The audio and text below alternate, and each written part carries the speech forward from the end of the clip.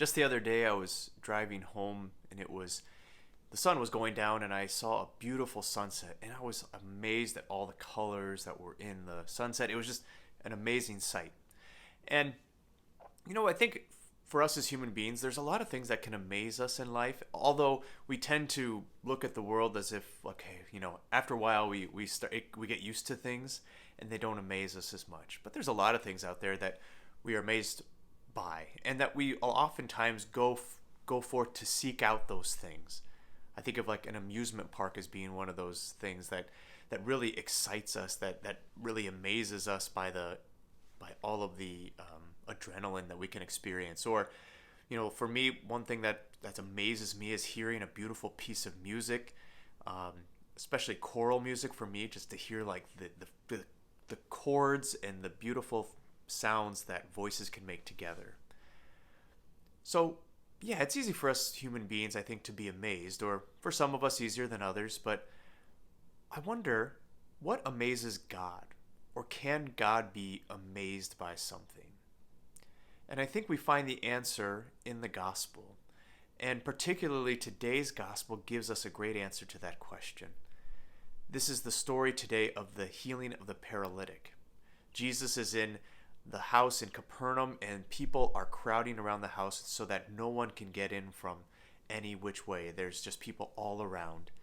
And so these four people bring their friend on a stretcher, and they go through the roof of the house.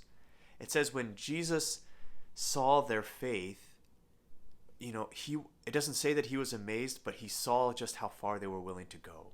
Think about how far that they would be willing to go. They'd have to get themselves through the crowd. They'd have to deal with that sort of feeling of, well, maybe it's not the right time to bother him because there's all these other people around. Or, people were probably trying to turn them away, saying, hey, this isn't the time. He's preaching, he's doing other things. But Jesus is amazed by such great faith.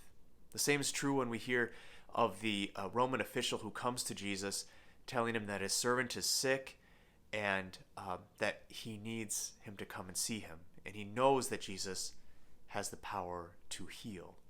And he says, just say the word and he will be healed. And that's where Jesus says, no, nowhere in Israel have I found such faith. This is what amazes God. And really, I think what for us we should be looking toward doing, toward increasing in faith. How do we do that? How do we have this amazing faith that can even amaze God? Well, faith is a gift.